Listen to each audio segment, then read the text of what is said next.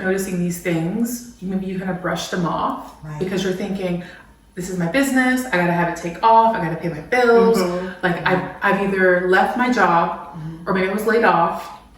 I've got to make this work. And what I realized within myself too, because I've been there, especially at the beginning, when you say to yourself, I've got to make this work, what I think we don't realize is we're in agreement with being in survival mode.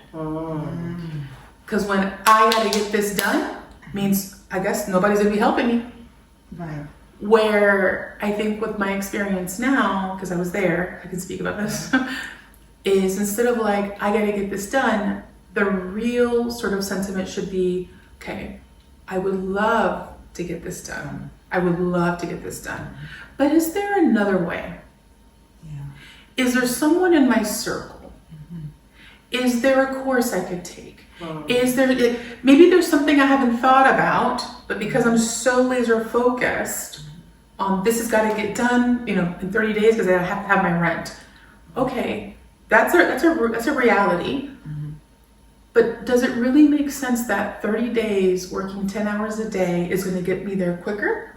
Probably not. I mean, if I'm really honest, I'm gonna be burnt out. I'm gonna be sick. I'm not sleeping well. I'm stressed out. Maybe I break out in hives. I don't see my family. I start resenting this idea of this is the business I wanted to start. If you question so much, right? You kind of turn into Jekyll and Hyde.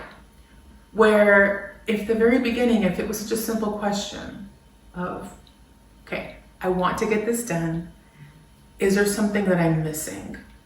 And I think that's the component for me that I've seen the biggest shift when I think about my business and how I've been able to really scale it and grow it to the capacity it is. And it's been really seeing, who's at my arm's length, who has an expertise, who has a connection.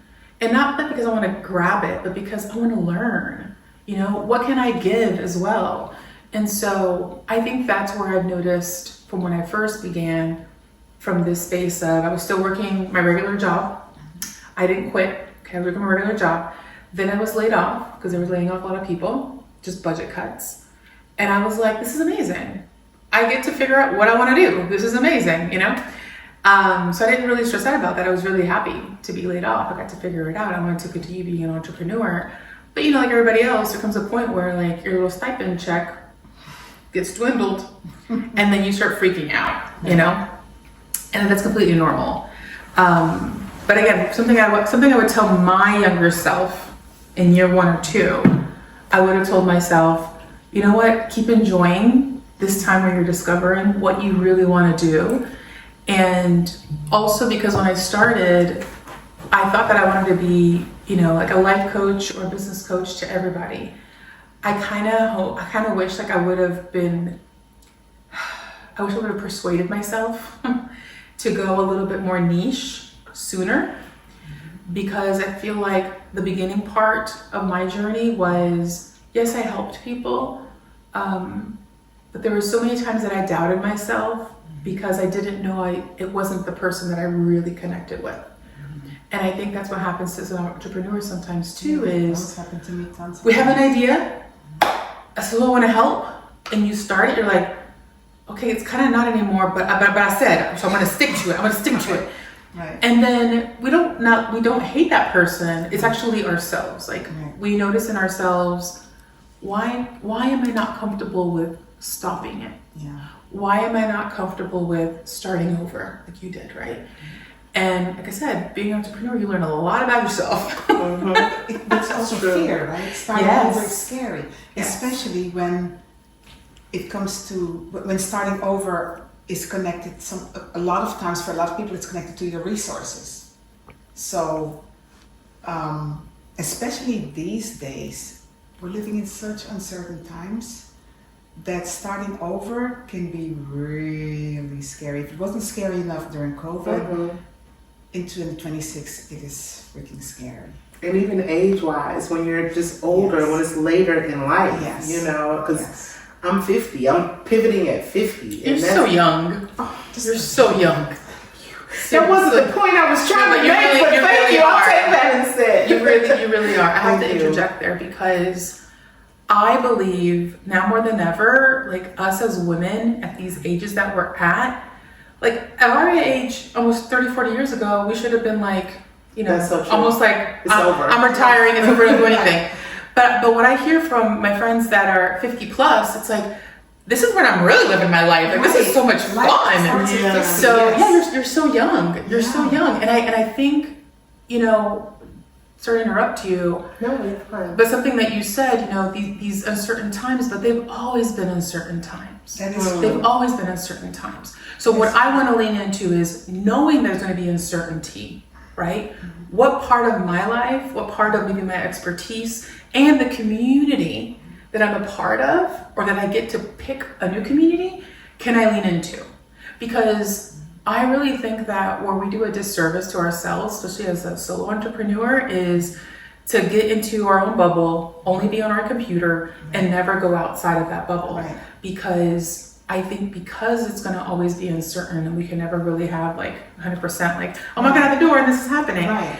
I think it's even more important, okay, who do I have around me? So when I am having a very dark day, I don't need them to like, you know, unicorns and cotton candy me. But what I do need is, I need that person to remind me who I am, remind me of my vision, and remind me of the wins that I've had. Because maybe today on this day, I'm like, oh, it's raining, I feel so bad, and I can't believe I don't have 2 more clients. And you just spiral, and then that person's like, hold on a second. Didn't last month you just signed somebody for a year? Right. You're coaching somebody for a year. Okay, take a moment. You know, maybe you don't have a new client now, but you got that client is still meeting with you, right? Yes. You're like, yeah, that person's meeting with me, but I want to have 2 more, I want to have 3 more. Right. Okay, that's wonderful. But like, let's not spiral. Right. Where do you need to be to meet your new clients? Yes. And I think that those are the type of questions that we need to remind each other about. Like, okay, acknowledge you're having this dark spell. Acknowledge that you're being human. Let's also celebrate a couple of things that are really amazing that you've accomplished, because we forget how quickly we forget.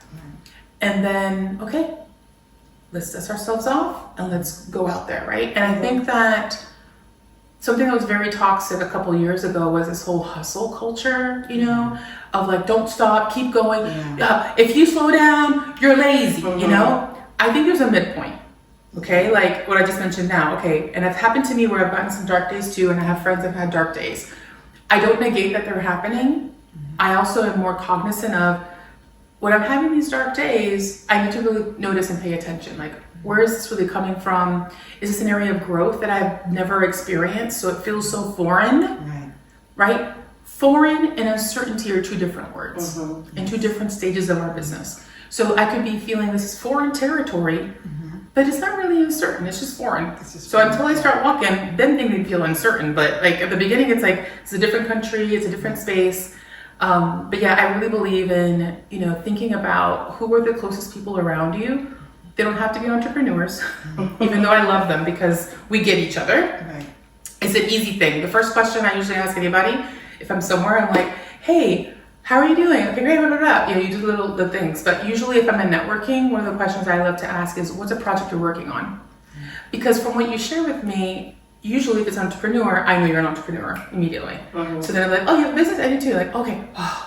And then whatever happens next usually is like, we don't have to do small talk. Okay, what is your business about? I'm curious. And what is your business about? It's just this beautiful, unsaid, untapped connection that happens with us as entrepreneurs, which I really, really love. But it's good to have people who are not entrepreneurs too, because the friends that I have who are not, they've seen my journey, and sometimes they're the ones who tell me, Lupita, are you thinking of giving up? And I'm like, no, I'm just having a bad day. You know, I'm just not feeling well or whatever. And they'll be the ones to say to me, you better not be giving up. Like, do you know how many people you've impacted? I've seen you do this. Like, I could never do that. I love my cushy job. I could never be waking up and thinking, who am I going to talk to today? And this is one friend I'm thinking about. He always says to me, I don't want to be talking to nobody new.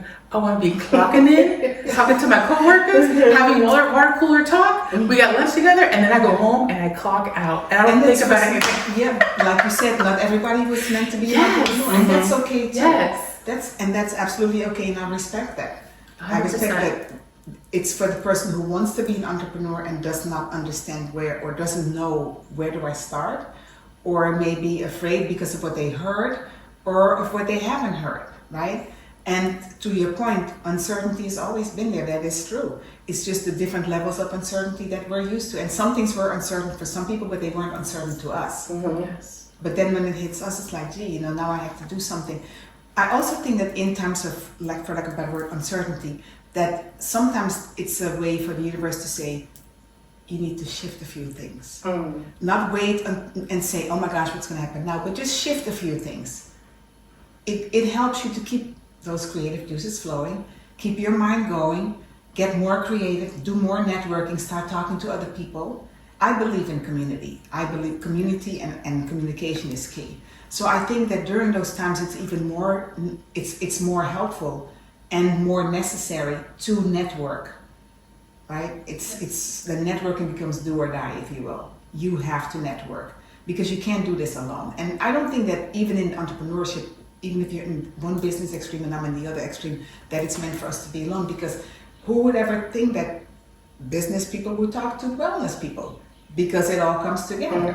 If you don't have your health, you don't have business. It doesn't matter. So it all is connected. So we can find common ground. We can find ways to support each other and to help each other with each other's business and to provide some information and some background or some resources. We've been to different networking places where we thought, wow, okay, we'll see what goes there. And then the people that we meet, and meeting you. Yeah, we met you at a networking. Yeah, it was great. amazing. Yeah, no, I love it. So yeah. So I mean that's where we are. So what is the message that you have for people nowadays? What would be your message for a woman who's in her 50s, wants to start her business or has a business that's maybe not going so well? What words of encouragement should we give her? I think first and foremost, just acknowledging where she is. I think it's important. Especially if you're a woman that is, 40, 50 and so on, right? I think that terrain is really exciting because maybe before that age, you kind of had to do what was told of you, right? Things were more cookie cutter. And I think that now we're given the opportunity to kind of make something of ourselves differently. So that's why I think the community aspect is really important. So if you're somebody who's about to launch, let's say you were an employee and you're thinking of launching, if you're still at that job, I'm telling you right now, if you're still at the job, stay there, okay? Figure out your time management between that job and what you want to launch.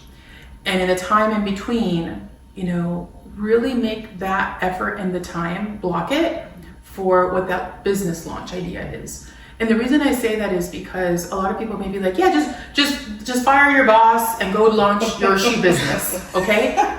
I mean, like we mentioned, there's uncertainty all the time, okay? Again, I don't know what responsibility that person has. I don't know if she's a caregiver. I don't know if she's an incredible health plan, insurance, daycare's covered. I don't know. I don't know that woman's situation. So I will never be the person to say, you gotta fire that boss, girl, you can go do your shoes. Your shoes are the cutest, everybody's gonna buy them. I believe that your shoes will be selling. I also believe that there are things that you haven't figured out. That paycheck with all the benefits, what is it covering? So my very first step is very practical, very basic. Do you know your budget? Okay. Before you start launching this earring business and this creams, what is your budget? Because if you don't know your budget, then when you do go out to have your own business, you need to figure out how you're going to supplement that. If your budget, let's say, is $4,000 to $5,000 a month because you have different expenses, that's not a negative or positive. That's just what your expenses are. Okay, you're selling shoes that are $20. How many shoes you're going to sell, right? You have to think about your business differently. Maybe you're not selling shoes. Maybe you're selling experiences, right? Maybe that product that you heard on TikTok, oh, everybody's doing this, I should do it too. But do you really want to do it? Again, I think the budget component is very important. What is this business idea? I don't really believe in saturation. I believe like everyone has their idea and they always have a spin on it. And I love hearing about it. And so if your idea is, I want to do, beef tallow lip balms. I only want to deal with lips. I don't care about your face. I don't care about your feet, just lips. Okay, cool. Maybe the reason that she's wanted it is because they're small. Maybe Right. she can only afford to do that very first product, right? So this is why it's so important. You know, while she still has her job, possibly, she starts figuring out if it's a product, what is one product or what is one service? Because what happens to all of us is we're trying to do I want to do lip balm, I want to do a face cream, I want to do lipsticks, I want to do feet scrub. Maybe that's an eventual line, or maybe you have a friend who's an incredible investor, you know, and you can go full scale. But you know, I'm really talking to that woman who maybe she's still working, and it's a little bit scary, and I get it.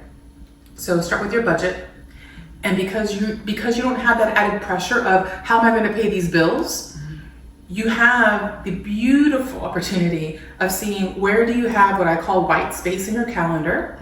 In that white space, you start plugging in, okay, you know what, on Tuesdays after work, after I feed the kids, I have an hour to myself. Could that 1 hour be just research? What kind of product or service do I want to have as part of my business? So you have research time. Okay, do that a couple of times. You research, you start, creating bookmarks. That's what I do, I create bookmarks. I might create a Google Doc, links in there, photos. I start, thinking about, okay, if I'm gonna go into the beef tallow lip balm, okay, great. What is out there right now? Where am I going to source these products? Do I know a farmer? Do I know another place? So these are all questions that start happening, but because you have that white space and you don't have the added pressure of, well, I got to figure out this lip balm real quick, because I got $5K to pay my kids, whatever, well, what if they get sick? Now I got to figure out how to take them to the doctor. So I think unfortunately, because of what happened during COVID, we saw people just make these really big leaps and kind of just say screw you, boss, I'm out. But they didn't really think about these other components. And then you found yourself, unfortunately, really stressed out, trying to figure out, how am I going to sell these shoes? How am I going to sell these glasses, online or in person? There's only so many glasses somebody can buy. Okay?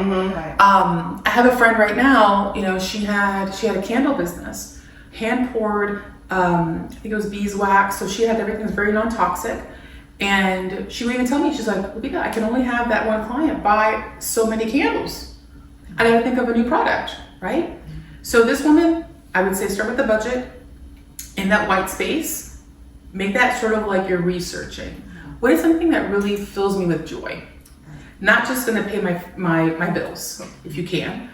And then once you do that, if it's a product, for example, I would start looking at vendor markets, farmers markets. I'd even start going into stores and seeing what's actually on the shelf, And it's not a comparison game of oh, they do it better. It's where can I be inspired? Where is my spin on this? So, and then I would say, okay, let's say you're still working at your job, you have your budget, okay, it's gonna take me this much money monthly to be okay. Can you be at that job maybe another year? And can you start putting a percentage of that in savings? It's a slow game, and that's okay, right? Unless you get fired, right? Then you got to put the pedal to the metal, right? But this is the part where I say, anybody who does still have a job, take advantage that you can still work with your schedule, and you don't have to bring the added emotional pressure of trying to figure it out really quickly. And then the woman who's already launched, if you're feeling overwhelmed, if you're working too many hours, I would say to you, I would just do an audit. Do an audit of the tasks that you're doing, do an audit of the time that you're spending, personal and also business. Because one of the things that I learned almost 6 years ago, I was in a seminar and the woman who was teaching said, I want you right now, I'm gonna give you 5 minutes, you're gonna write down what are all the income producing activities that you did today. I was like, everything I do is income producing. Writing emails, sending texts, working on my website, and everybody else was there too. It wasn't just me by myself. Okay, everybody's there, and everyone starts, putting it in the chat. It was through Zoom, and she was like, nope. She goes, only one of you got it right, and I'm like, this is income producing. I'm putting things out there for the world to see and find me, and she said no. She said, I want you now to define, that's the busy work. Those writing those emails, those text messages, gotta fix my website to be perfect. She goes, that is admin, aka busy work. And I was like, I felt so, upset. Like, I can't believe. She's like, I spent so many hours on that. And she was like, where is their money coming to your bank account? I'm like, oh my gosh. When did I last make a sale? Like a real sale. So we're all on this, this Zoom, like, it was just feeling like, whoa. And so I think when you then do an audit of your time, right, it's important, obviously, we have to do all in admin things. But is your day always filled with admin? Yeah. Is there anything that's actually income producing? Now, I'm a big proponent of in-person because I really feel like, especially what I do, you meet me, I get to meet you, you already know. Yes. You already know who I am. I don't have to explain much else. You can go deeper into what I do as a coach, what I do in sound baths, meditation, stillness, we can do all that stuff. But in person, it's real quick. So networking for me, when you go to the right rooms, I count that as income producing. Why? Because I've actually locked in clients. Yes. It's happened, okay? But if you're going to networking rooms and you haven't locked in anybody, no clients, you're just chitty-chatting, passing out business cards, and you're gonna go to happy hour there, but nobody is inquiring about your business, nobody's giving you referrals, and you don't have any money coming in, it hasn't come in, I need you to reassess what are these groups you're joining, because that's a social club. Okay, there's a time and a place for that. But I feel if you're really an entrepreneur, you have to get serious about the rooms you're in. Sometimes the rooms that I go in, I feel uncomfortable. Not because people are amazing. It's because it's stretching me, right? And some rooms I know no one. And that's when I'm really stretched. Okay, can I really talk to these people who don't know me, right? I think that's the wrong question to ask too in a networking room. It's like, can I talk to people? No. Can I listen? Okay, can I listen here? So the person who has a business, audit your time. Are you having income producing activities that are really bringing in money? And then once you have those income producing activities, do you have a system? Because once you have somebody who buys a product or let's say it's a client, how are you taking them through that journey of being your client? I think at the beginning, you don't need to have that system. I think because you're kind of like nervous and getting out there in the world, you're like, I just try to figure out how to talk about my business and I just word vomit. Okay, well, don't do that again. Do it once, figure out what was wrong, and then fine tune it, right? And then when you have that first client, you're like, yeah, I have my first client. What do I do? Oh my God, And then you can figure out the system. That's okay. I know some people out there will say you need to have the full client journey and the whole system. Well, if you know that journey, great. But sometimes we don't know it until we have that client, one or two clients. You're like, I'm glad I didn't go into like a 20 steps like client journey because I only needed 3. Because then we go into the mode of like overdoing a system and then we get paralyzed.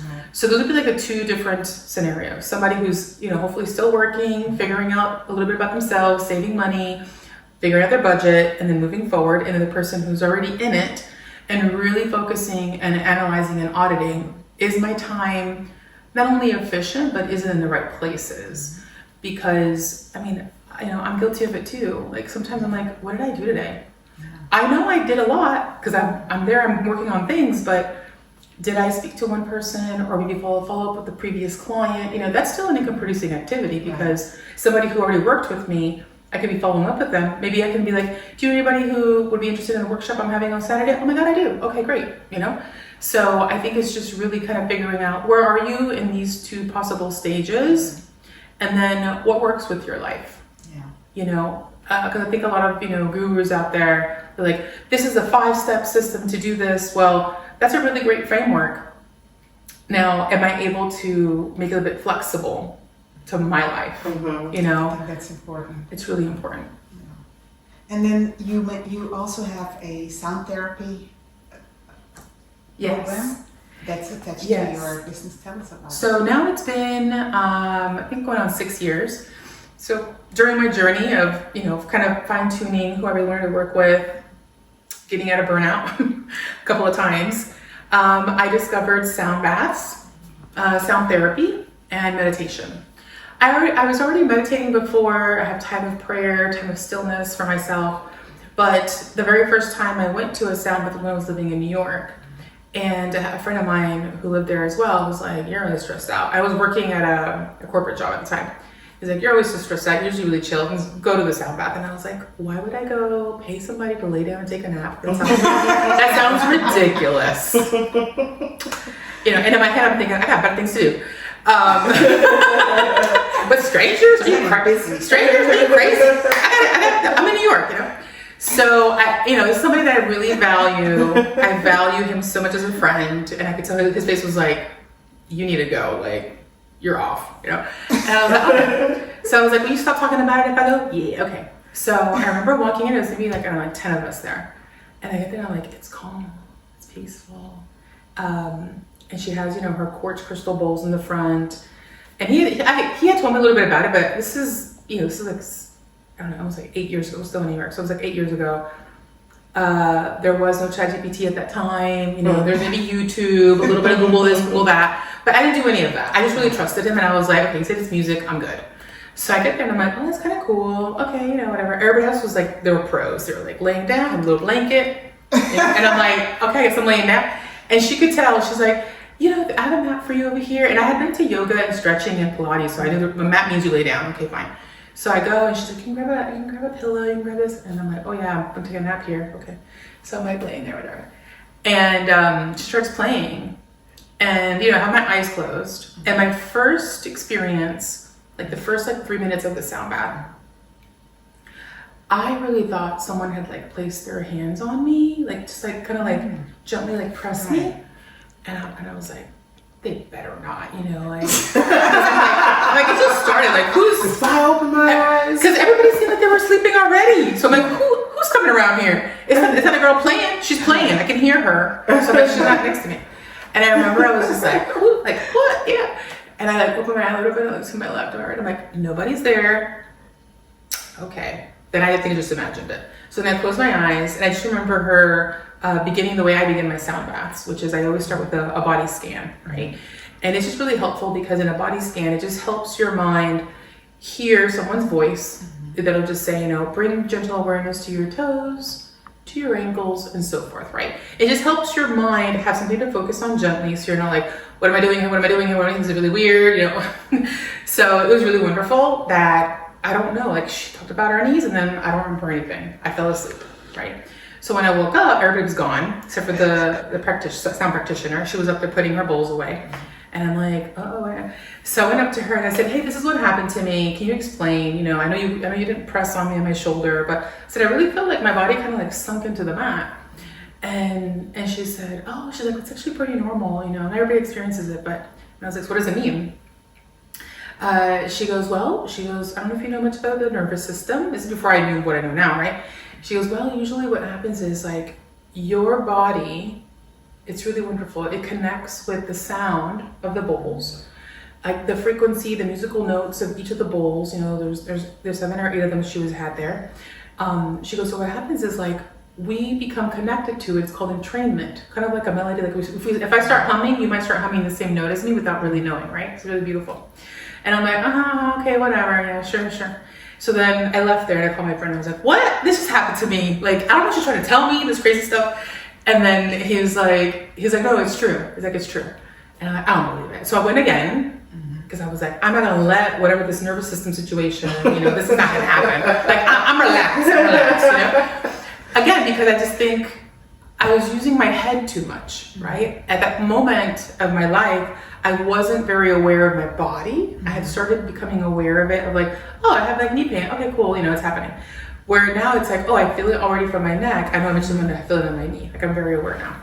So again, it happened again, where I felt like, just like a gentle kind of like a little, like I sunk into the mat and I was like, she's not here because I hear her. So again, I went to her and I was like, hey, this happened again. And she's like, was it alarming? Was it peaceful? And I said, no, it felt really good. And she's like, okay. She was, I don't know it. She was really funny. She was like, I don't know much about you, so I'm not going to make, you know, any assumptions. But I'll tell you about me. She goes, you know, my life is pretty fast paced. I'm leading the sound bath. It helps me get calm. She goes, what if your body just has never had a state of being still? Or like really being in deep rest? Maybe you've never had that, you know? And I love the way she said it because I didn't feel judged. To be like, girl, you don't know my life. Even though it was true, right? I was like, man, she knows, you know? So I left there like with her words that kind of like spinning in my head, like, and I was walking to the train, to the subway, and I'm like, you know what, I can walk another couple of blocks, because I just kept hearing that from her. You know, maybe your body doesn't know how to rest. Maybe it's never rested. It doesn't have a memory of not being on alert. And I'm in chills thinking about it now. I feel like I was there again. So I remember I just kept walking and walking, thinking about it and walking. And I had this moment of like this memory of just my childhood of like, yeah, growing up, I felt like I was always a bit on alert. Yeah, I always felt like I was the oldest one. I took care of my sister. I love her. My parents were around, but they were always working a lot. So I always felt like I gotta make sure it's okay, you know? And I, because of the way she said it, I had never heard it like that. And because I had never felt such a calm and such a rest with her just playing, I just lay down and I just sunk into the mat. I just felt so like, how did this happen? Nobody touched me. And I feel such peace, and I want to cry, and I feel like I want to go again, and I want to learn what's the science behind it. So that's where like the beginning of that happened. And I started going to sound baths. I just felt like during the sound bath and even after, I would get so much clarity. Sometimes I would even cry a little bit. Like, I wouldn't even know, I'd have like some tears. But the thing is, like, you don't have to know why that's happening. It just means that you feel safe enough to allow things to process, which is what I've learned now, right? Fast forward, right, I live in New York. Fast forward when I'm back here in Florida, and I told my friend who now he's a sound master, so he teaches others, right? He has courses and stuff. So I remember telling him, this was like during COVID, right? And I said to him, I don't know, you know, Florida's opening up sooner than he was in California, so I see that there's a really great guy. He's a meditation and like sound teacher nearby. He's gonna come by here. He's coming to Lakeland. And he was like, really? And I was like, yeah. I go, but I'm never gonna be playing the bowls. I'm never gonna buy the bowls. I just wanna learn the science. And he's like, yeah, sure. It was like a 4-day course. And I remember the very first day there, I just felt like I'm meant to not only learn this, I'm meant to facilitate this for others. And it was such a deep knowing. And then I thought, well, how am I gonna do this when I'm doing my business coaching? And that's where like that connection of the holistic part of bringing in mindfulness, of bringing in this meditation portion of, you know, what I really call rest, like really resting. And I think that's one of the ways that not only with my clients that I was coaching with, but then I started opening up, and I started leading sound baths locally, you know, and people were coming and they were like, I don't know what it is, but like when I come, I just feel like I can just let go. Like I don't realize, but I kind of like melt, and I'm like, I know what you're talking about. I know, that's good. That's good for you, you know? And sometimes, you know, I would share about my experience as well, because everybody's so different. But I think for me, like where it shifted and really incorporating this with my clients was when I would see them so in their head about things, and you're spiraling and you feel like a little hamster, and it's called rumination. You're just ruminating over and over and over, like, I should have done this, but I didn't do this, but I should have done that, and how did I do that? Well, I should have done that. And you don't know how to get out of it. One of the ways is through a sound bath, through sound, because with sound, your brain can't help but focus on it. And it's like lovingly like soothing. So all those thoughts, they're like, da, da, da, da, da, the volume just goes down. It becomes very, okay, I gotta do this, I gotta do that. And then you just eventually, you know, you're not dead, by the way, okay? This is very important, because I think there was a misconception. I don't know if you both know this, but I wanted to share this because it's important. When I went into learning about sound and becoming a sound practitioner like I did, my teacher was like, any questions here? And I was like, I have a really important question. And he was like, okay. And I said, hey, so when we were doing the sound for, you know, facilitating it, are they not supposed to have any thoughts? I said, because when I try to meditate regularly, I can't get rid of my thoughts. Like they're always there doing something. And he kind of chuckled. I love him, my teacher. He goes, let me put it to you this way. If you don't have any thoughts, you're dead. So he goes, so let's not do that. That's not the goal. We're like, let's not do that. And we're like all laughing, like, ah! And I'm like, well, why are these gurus on Instagram? Because at the time, I was like, these gurus are like, clear your mind of thoughts, clear, you know, sit here for 55 minutes or whatever. He goes, yeah, that's not how it works. He goes, he goes, I think they're using the wrong words. He goes, it's not about clearing your mind of everything. He goes, because then you'll be dead. He goes, what it is, you know, can you almost like allow it to like float? Like the thought of this, can you allow it to float? And it's going to come back, but can you allow it to float mindfully, come back in and come back out, you know? So that was something really funny, but that really liberated me as well in that class with him when I started learning, because I thought to myself, like, I've been meditating wrong all my life, you know, like I always have thoughts. I can't, how come these thoughts won't stop, you know? And when he was like, yeah, when they stop, you're dead. So I think you're okay. And I was like, oh my gosh. I remember leaving that first day of my training and calling my friend and be like, why is that? He was like, yeah, no, you're supposed to have thoughts. I'm like, why are people not telling me this? You know? So I think that has been really impactful, because when people come to my sound baths, I share parts of my story. I share parts of, hey, if you're new here and maybe you're used to always being on the go, your brain is going to be like, what's going on? Why did you stop? Why are you laying down? This isn't your house. Right. These are strangers. You know, and it's completely normal. Like, your brain and your body just wants to protect you. Okay. So it goes into this mode of protection. So I do, you know, share during my sound bath, like, hey, if you do have these thoughts, which is normal, you know, you're laying and you're like, I just want to take a nap. It feels so good, you know, and your brain's like, we got to do the dishes.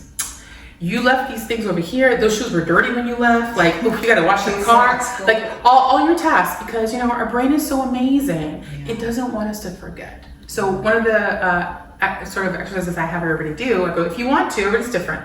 So there's two ways. One is, if you're somebody visual, you have your eyes closed, and that this little thought, I call it my super brain, wants to be efficient, and is like, you gotta wash those dirty shoes, you know? And then I'll be like, okay, I'm gonna place that task on a white fluffy cloud. I gotta wash those shoes, you know? And I just see it like floating, and instead of being like, I don't wanna be thinking about this, you know? Because when you go into that mode of, now you're trying to defend, your brain's trying to protect you, you're like, we're having a fight, right? So instead of fighting, what I like to say is like, just lovingly and gently, I know it sounds really corny, but like lovingly and gently, just talk to your super brain. You can call it whatever you want. Mine is called super brain. I'm like, thank you, super brain, for reminding me about my dirty dishes at home. I'm not gonna wash them right now, but I will when I get home. Like, thank you, you know? And that works so much better, whether it's visually seeing it or I talk to myself, versus like, I came here, I paid this much money to be in the sound bath, like, I can't believe I'm not resting, you know? That just adds to more anxiety, and it actually turns into like judgment, you know? Why is everybody else here already sleeping? Why can't I go to sleep? Like, I really need this, you know? And so, I'm speaking from experience, by the way, okay? When I first started, I myself would be so judgmental, like, why can't I relax? Why can't I do this, you know? And then I started learning this not only through my training, but also with myself. Like, okay, how can I be more kind to myself? My brain is just trying to do something that it's been programmed to do. Like, it's trying to keep me efficient, you know? It's trying to, don't forget. I'm like, don't worry, I didn't forget. I'm gonna wash my dirty shoes, you know? Thank you, super great. I know I need to file my taxes, but just not right now. Super brain. I don't want to think about my taxes. I know. And you know what's really funny? When you do that, I want you to, whenever you do it, like, send me a message, let me know what happens after, because what possibly happens, everybody's different, I don't want to say always, what possibly will happen is that thought, the volume of the thought will go down. It won't be like, do your taxes, you know? It'll be like, let's do our taxes. It might be a little bit more fun. Or it actually may go away for a long time, because you said, I'm gonna get back to it. So it means you gotta do it. Right. So this is very important, because we're also keeping integrity with our own selves, with our word. So even when these thoughts come up, I do tell everyone, I'm like, hey, if it's something that you really are gonna do, like, say like, not yet, or we're gonna be home. But if you don't plan on doing it, don't lie. Don't lie. Don't lie, because now you're training that brain. Okay, you said you're gonna do your dirty dishes. You went home, you sure didn't touch them for 5 more days. The next time you're in a place of stillness again, whether it's a sound bath or just by yourself, your super brain's like, I'm not falling for that anymore, because you did not do what you said you were gonna do.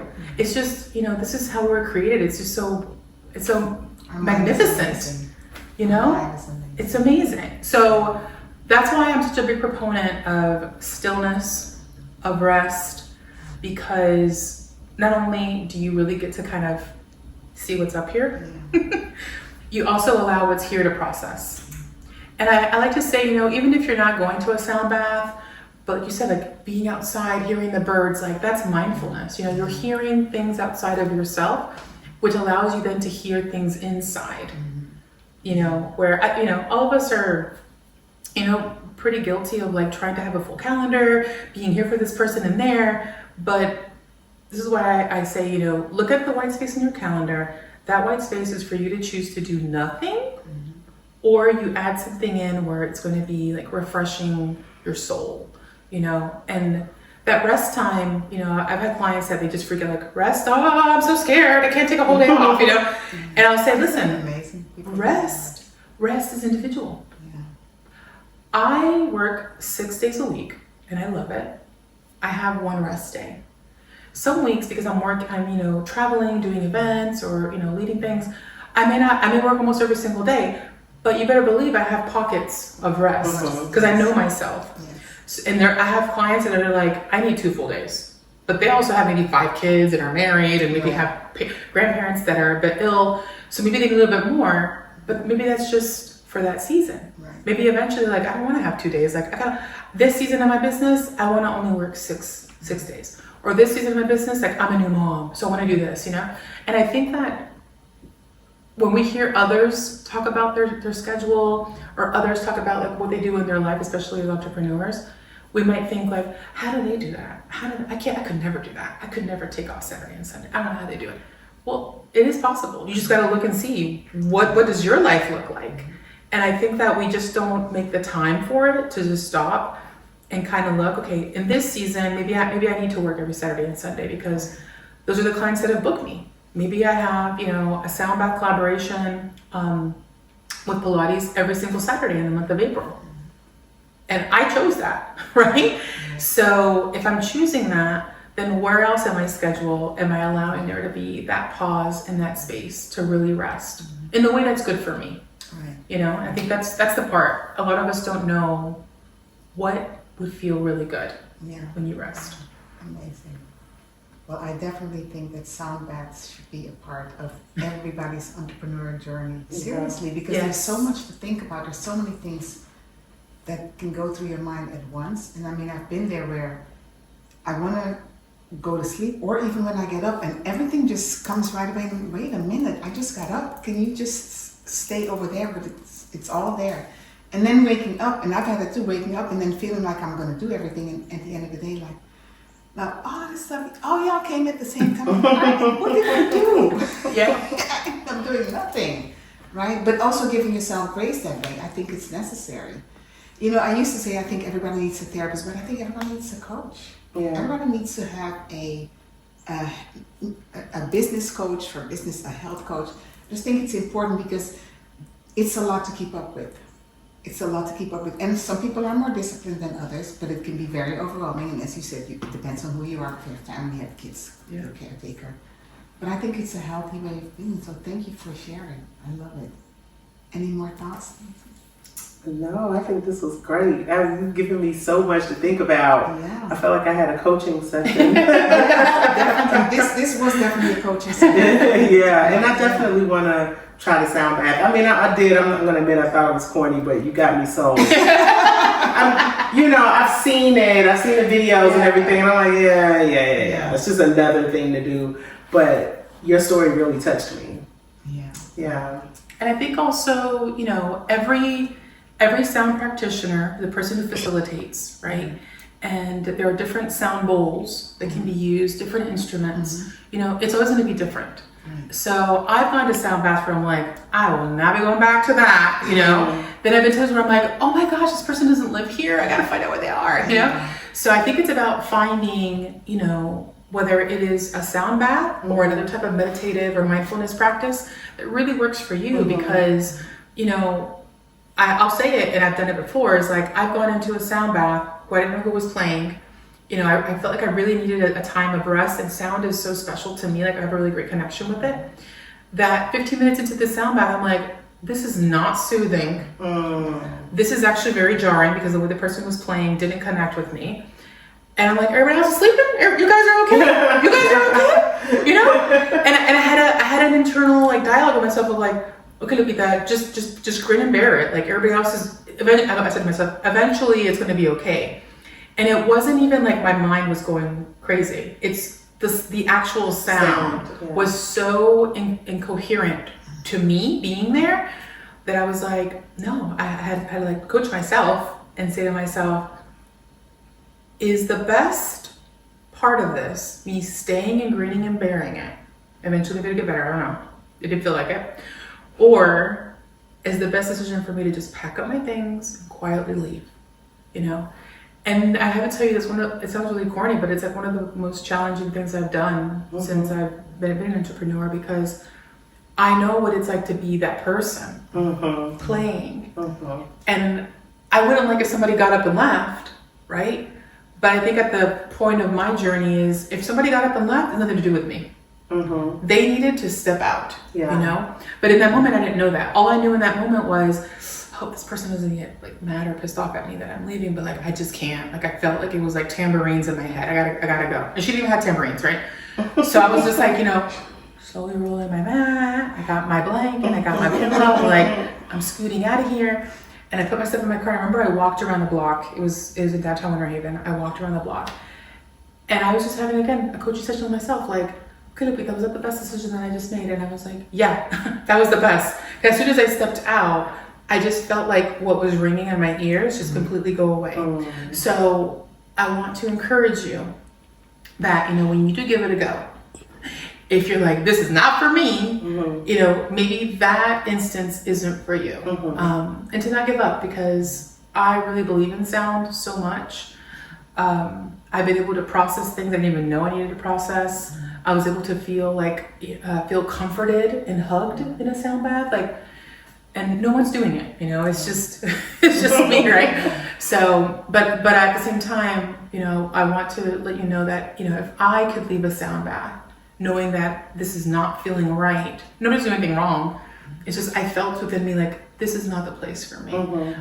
For you to feel the liberty and the freedom to say, you know what, maybe this is the place for me. Roll up your mat, get your stuff, and walk outside, you know, and you can try it somewhere else. Because, I called my friend, the one I told you that I called in New York. I called him after that. I was like, this was the weirdest thing I ever been at. This was not, you know, I don't know what's happening. And then he's the one that told me, you know, they're all going to be different. You know, he goes, it'll be different. He goes, maybe that one wasn't for you. And I'm so glad he said that, because maybe I wouldn't have tried another one. Yeah. You know? Yeah. Thank you, Ludmilla. Yeah, of course. That.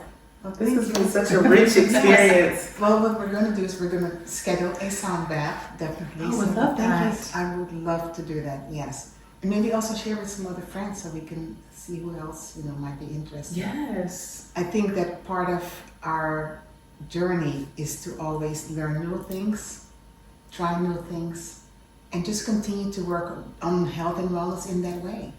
Because without our health, what do we have? But there's so many different aspects to our health, and you just gave us another aspect, the sound bath and the neurological part that plays such an important role that we don't even see that. We're always thinking about, when we're thinking about health and wellness, we're always thinking about just one particular part or just different things that we see on social media.